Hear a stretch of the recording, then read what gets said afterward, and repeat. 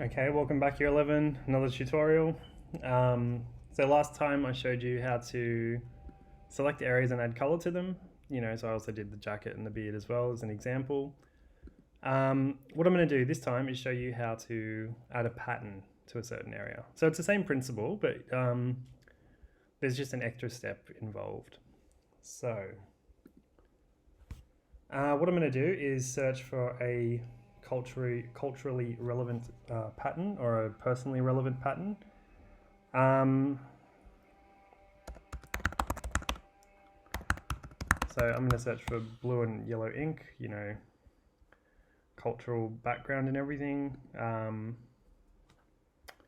I'm going to find one that is a decent size. So this is 728 by 900. So that's pretty good. Cool. So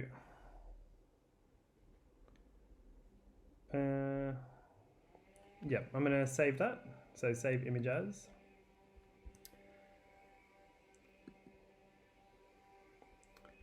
And that's been saved to my desktop. So I'm going to open up that image. So actually, I might actually change what this tutorial is about. Sorry, it's confusing. I'm going to just show you how to layer things. So with magnetic lasso tool, like we did with the jacket and the beard on the first tutorial, we're just going to trace around the outside of this ink block.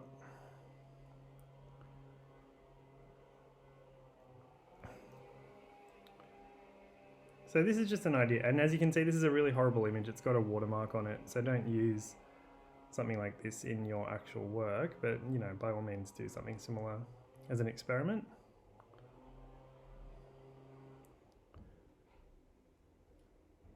So we'll trace around the outside, come back to the beginning, and we've got that kind of thing. So now I'm just gonna move that over to here. I'm gonna change the size. And you don't have to get these off the internet. You can make your own kind of ink blots. And again, we're just gonna change the opacity here.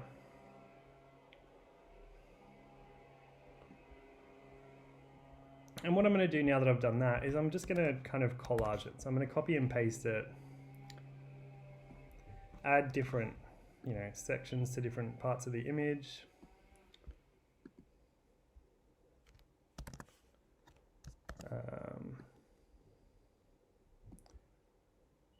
We might leave some sections without it,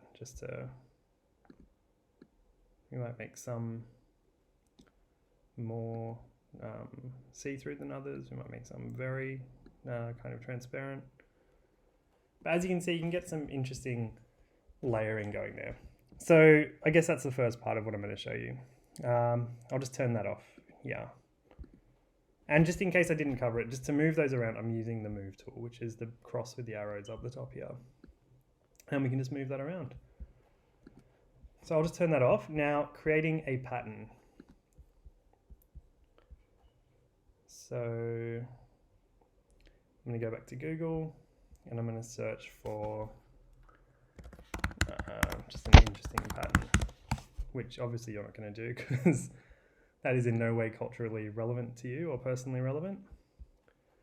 So that's a decent size. I'm going to save that onto my desktop as well. And then on Photoshop, I'm going to open it. So we'll go File, Open, or Command O, sorry.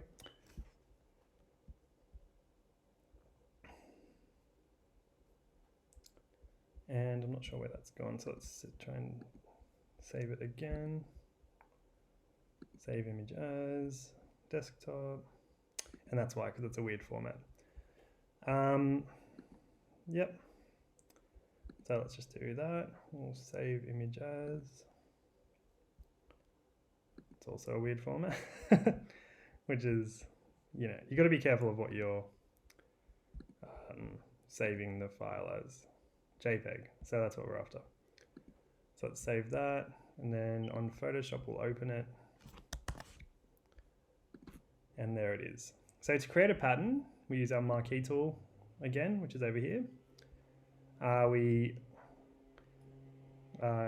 highlight or put the marquee tool around a certain section, and then we go to edit, define pattern, and we'll call it portrait pattern 1. So now that's there, we can get rid of that.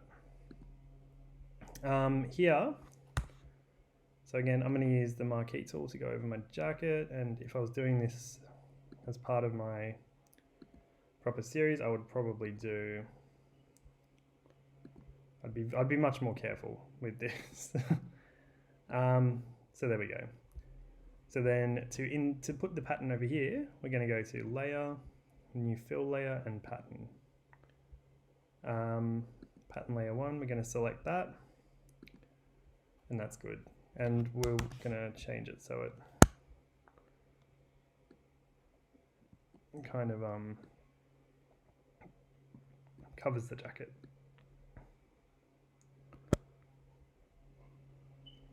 And we're going to select enter.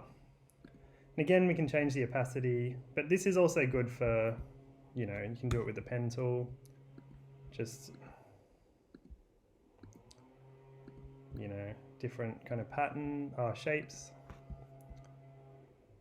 layer, new fill layer, and then pattern. I'm going to use the old one. So to choose an older one, we're going to go to this here, and we're going to, they're all kind of moved. I'm just going to use that as an example, and we can change the opacity. So you can kind of see the potential for using stuff like this in your series. So basically I'm just showing you the process, and then you use that to, say something about your subject. All right, so that's it for this one, and give that a go. Good luck.